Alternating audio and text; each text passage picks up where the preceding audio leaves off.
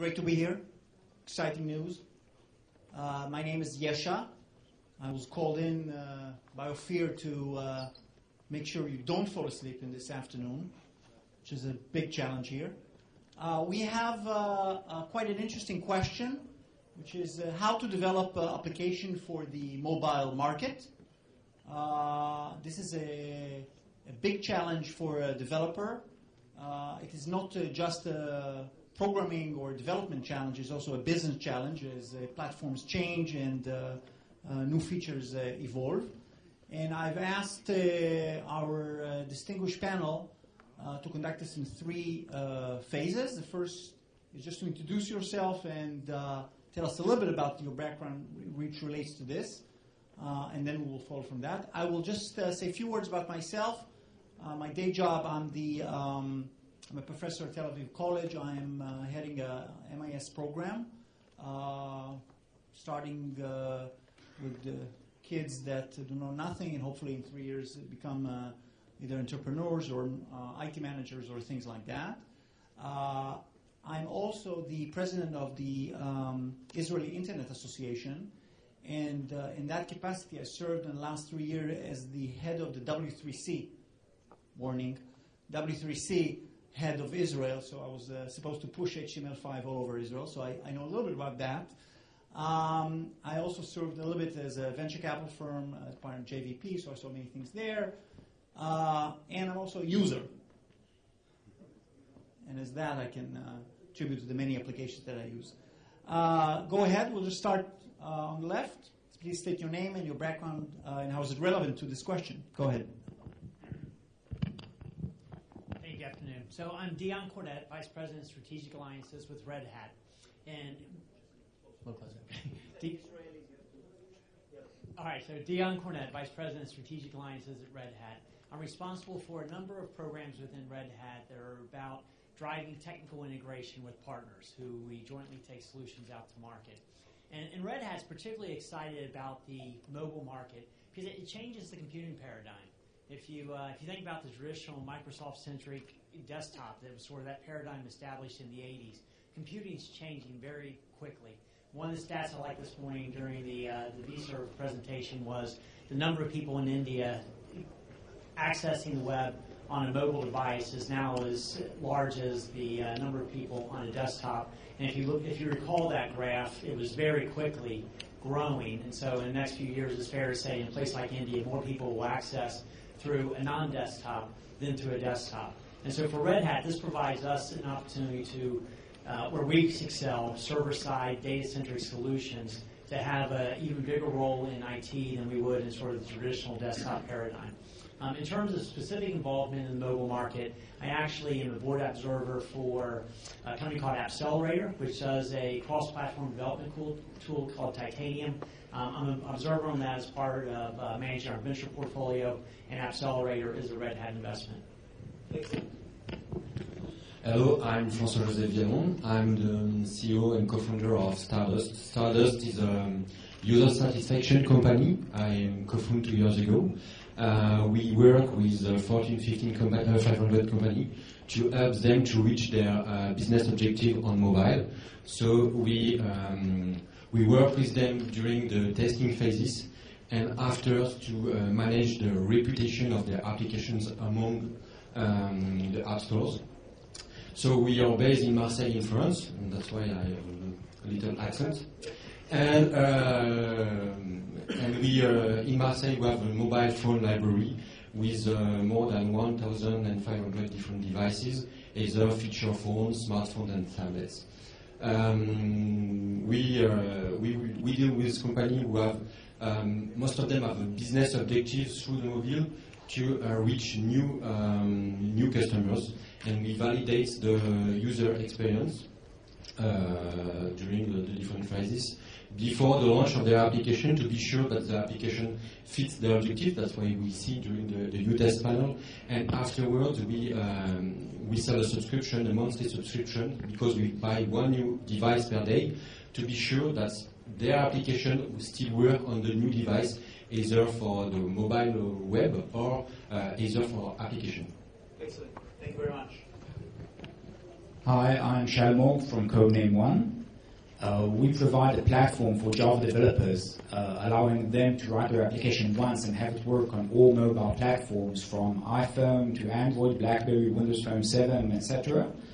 We're open source and we're free. And we're not HTML5 based, we're completely native. And we're still very portable. We provide solution all the way through, including a SaaS and everything you pretty much expect there. Okay, great. Last but not least. Hi, my name is Alex Donn. I'm with the AT&T Developer Program out of Seattle, Washington. Our primary interest is helping developers build applications better, faster, and promoting some of the other cross-platform technologies out there, and also driving HTML5 adoption. In a nutshell, I run hackathons for AT&T, and my claim to fame is kind of legalizing the usage of the word hackathon at AT&T. The inventor of the word hackathon. Thank you very much. Okay, so we have concluded the first part. Now everybody knows you guys, and now for the big question. If I'm a developer and I want to develop an application, what should be my considerations when it comes to the environment I should do it? And specifically, how can you, from your experience, guide me to make sure I don't spend a lot of time too much in the development side and actually have a little bit of energy for the marketing and the other things? And we'll just take it down and go first. And please mention HTML5 in the answer. So, first and foremost, and this is going to be no secret to anyone in the room, one of the most important things, particularly in this market today, is agility. And so the basic question between developing, and I think there's really sort of three choices, right? Am I native in multiple platforms? Am I some cross-platform development, or am I using HTML5? And I think that the need to speed to market makes it very impractical for most small companies, even mid-sized and even some larger companies, to try to reproduce that application in iOS, and BlackBerry, and Windows, and Android. And so I think there's very logical sense to looking at cross-platform development technologies. For us, sorry, you said what? Black what? I was unclear about that. BlackBerry. Is that a platform yet? Still? No, I was just asking. We like them? We do see. Obviously, we had a BlackBerry speaker this morning that touted us some impressive statistics, but yeah, we do see use cases for that. And this is one, and clearly, I think we like seeing Android being an open platform. Open platforms have got just tremendous momentum in the market, but at the same time, there's very installed and really ingrained bases in some of these other platforms, and so I think you can't necessarily ignore those. I do think it's important when you're starting to develop a mobile application that you first and foremost think about your mobile app, get it developed, have some success in the market, and then you can sort of expand your footprint across platforms. And cross-development tools are a very effective way to do that. In terms of HTML5, even at Accelerator and the Titanium product, they've introduced an HTML5 interface, so I think it's a very important technology. I think it's going to have a piece in any type of development that goes on. And at the end of the day, you got to get your product out to market fast, regardless of what route you choose. Okay. From my point of view, I will think about the business model of the services. Because if you want to deploy your application and what the application will have to do, you have to thought about either if the application is connected to an external device or have to be connected to an external device. If you have to deploy some services that won't be deployed at this moment through an application because the legal rules from Apple or other manufacturers won't allow them. For instance, our first customer is the French National Lottery, and at this moment the gambling is totally forbidden through the app stores in France. So they have to launch an application to generate traffic, and then an HTML5 mobile website to allow the users to bet on their services. So basically, your big take is think about what you plan to do, who's your audience, who is your audience, and how you will make money. Excellent. Go ahead. Should I mention HTML5? You should. You can. Yeah, great. Then don't use HTML5. That's my best recommendation when you're building an application. You want something that's interactive, that's actually living, and the point in mobile software when you want to build something isn't how easy it is to build the thing in the beginning. That's like 5% of your work. Most of your work will be, oh yeah, just add that small thing at the end, or it fails here or behaves differently there. And with HTML5, you're just fucked. Because when you reach a certain point, something doesn't work, then, okay, go change WebKit somehow that's deployed in this particular device, because it has something there that you can't even see. So when you use a tool like this, you need to know how to go deep in and what your recourse is when you're failing. And that's a critical thing with every single tool within these stacks. I think we solve that very well. I think some of our competitors have some issues sometimes, not as bad as HTML5, which is excellent for things that are really simple. If you try to go beyond that for a native app, it's something that, unless you're Facebook, your users just won't accept it. And you have the resources of Facebook, of course. So in that direction, HTML5 is great. When you build a mobile website, it's a separate thing. It's a good thing. You need a mobile website because not all of your users will come from an app. But for an app, you need to use an actual technology that's built to make an app. So just a quick follow-up question. First of all, why are you mentioning Facebook? They have an HTML5 app. That is correct. I'm the first to admit that. It's an HTML5 app, and it's excellent as an HTML5. Relatively simple application, minimal interaction. It's a good application. If all HTML5 apps were as good as Facebook, then I would have. But you claim you need a lot of resources in order to reach. You need to be as good a JavaScript hacker as the guys in Facebook are in order to build something like that. It's not something that's simple. Actually, they took it as a strategic move to build their app in HTML5 and gave up some of it. If they would have gone with the native route, they would have gotten something completely different at the same sort of cost.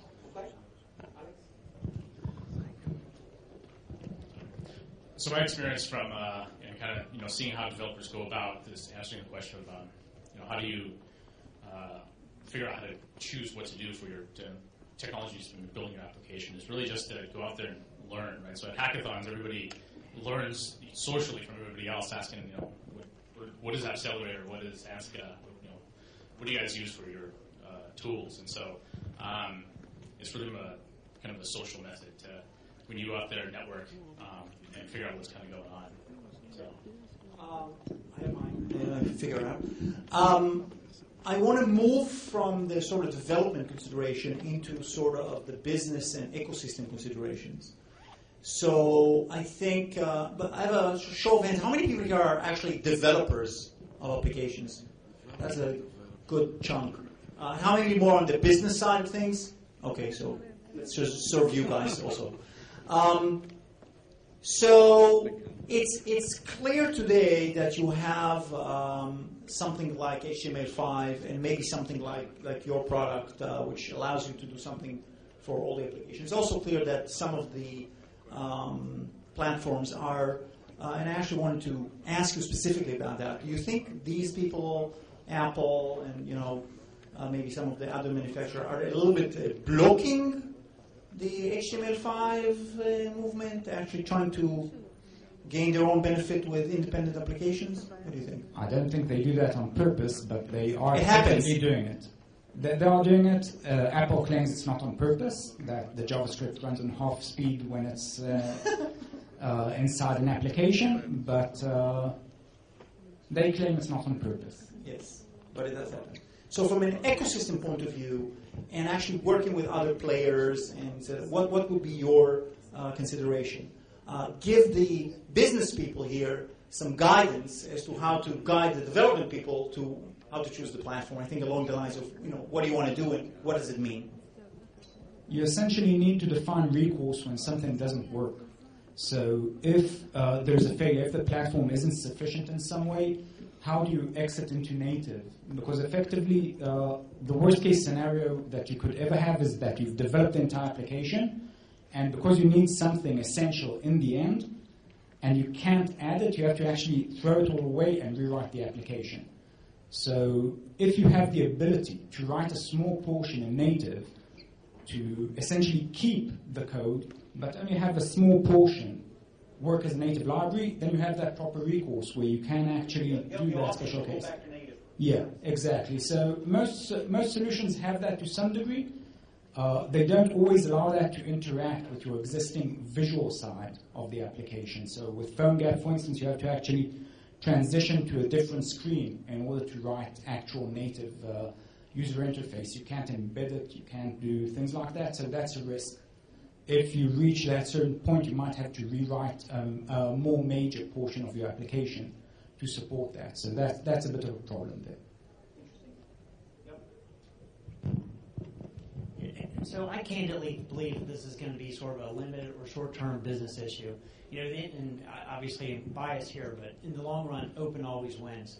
And so one of the things that we spent a lot of time paying attention to was, if you recall, in March of 2010, Apple tried to restrict applications on its App Store that were not developed natively in iOS, and it was presumably in sort of its ongoing sort of tiff with Adobe. It impacted a number of other companies, AppCelerator being one of those that we were doing diligence around. And even with Apple, I think 2010, sort of the might of even its App Store versus Google's App Store at that point was not able to pull that off. You know, the blowback, the pushback from the community, the user base. There was even some legislative involvement in the U.S. Related to it. It's just not feasible. You know, any company trying to do that is risking economic and even political fallback. So I think the efforts you're seeing are fairly muted today. I don't think this is sustained long term. If you're familiar with sort of a problem in game theory called the prisoner's dilemma, there's just too much incentive for a competitor to not play by those rules, to open things up, to not restrict bandwidth, or some of these other attempts that I just don't think is a long-term problem. I have a different point of view. Before launching StarDust, I worked for 5 years as a business developer for a Node old technology cross-platform company called Mobile 3. We would choose to propose services to develop based on G2ME their application to port them through multiple platforms. And from my point of view, you have to think about what your application have to do to choose the appropriate technology in terms of cross-platform, either for HTML5 or for native application. I think, and despite I'm in the middle of 2 men of a cross-platform company, I think that the native will be deeply integrated into the handset, into the user experience, but you will never forget that the HTML5 gives to the user the ability to the company to offer maintenance and quick upgrade into the application to be able to deploy new services or new information to the users. Though, from my point of view, and if I'm an editor, I will tell, okay, the cross-platform could be a good solution.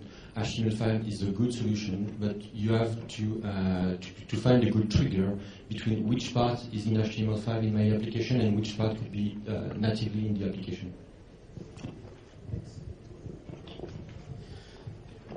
So, kind of echoing the group's thought, group think here, it really depends on your end application, what it is that you're trying to develop, right? From what I've seen in hackathons, what developers tend to kind of go about thinking about is what is it that I'm trying to build, and they also echo the fail fast mentality, right? So build it fast in HTML5, use cross-platform to get your application out there, test it, see what the users think, and then if you need more functionality, you building a game or something, go native, do what you need to do to up that user experience. Right. Okay. I want to conclude by actually asking the opposite question. And as in preparation for this, I actually took out the May 2012 report of the W3C. It's a document that talks about standards for web applications on mobile, current state, and roadmap. And there's a whole list of things here, how they are trying to attack the things that we would never think are even HTML-oriented. like how to connect with a lock screen or not connect with that, how to actually allow the application itself within HTML know the exact nature of the battery in order to do processes and things like that. The question that I have, and actually knowing a little bit about the insides of this process, is that while the documents are very good, the actual standards and their implementation is a little bit lagging. I wonder what do you think about that side of the promise of HTML5? Look, I don't have a strong view here. I mean, HTML5 or native wins. We're a server-side solution. I mean, standards. As long as they connect to your server. Yeah. I mean, standards at the end of the day aren't. Innovation comes outside of standards, and that innovation leads to standards. And so, I think there'll be smart people to figure out these problems with HTML5. Okay.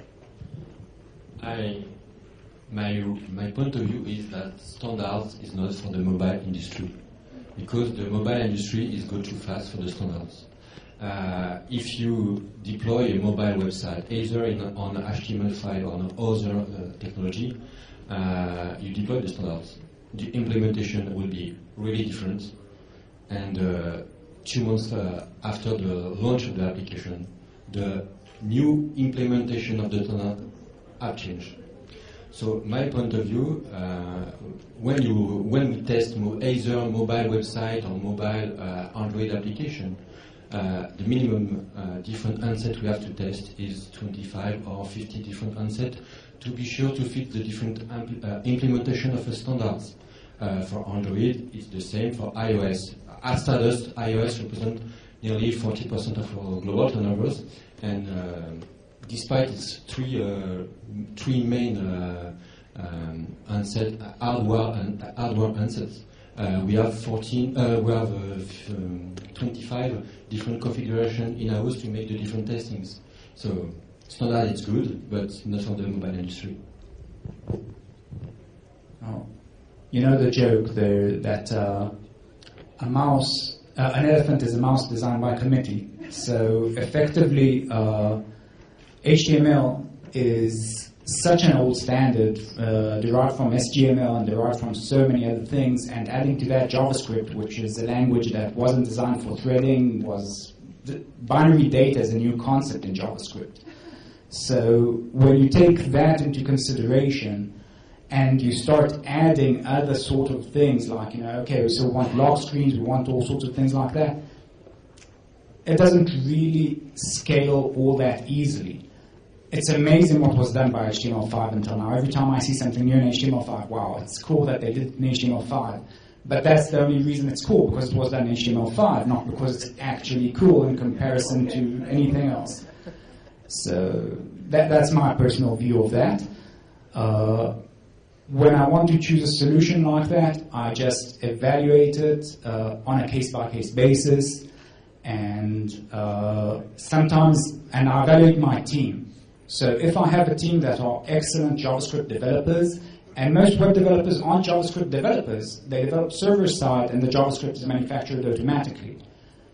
If my team is really hardcore JavaScript developers, then HTML5 is the future for them and it's the proper solution.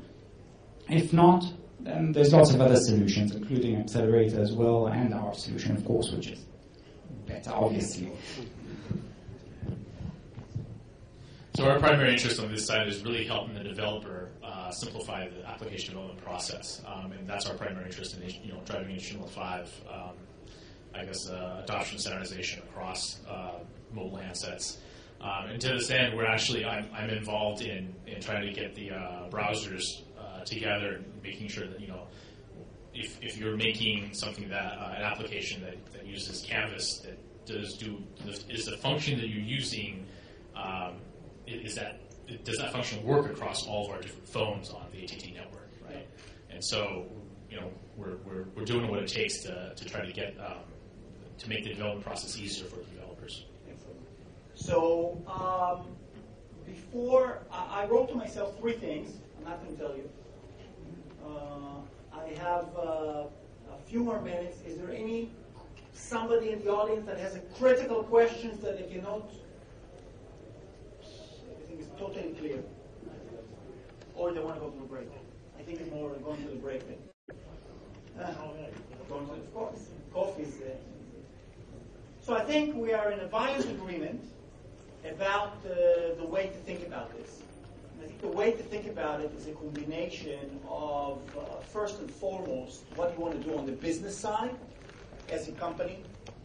And it involves everything. How much cash flow do you have? I mean, you need to show your investors that you're up there and you have many users and all these questions.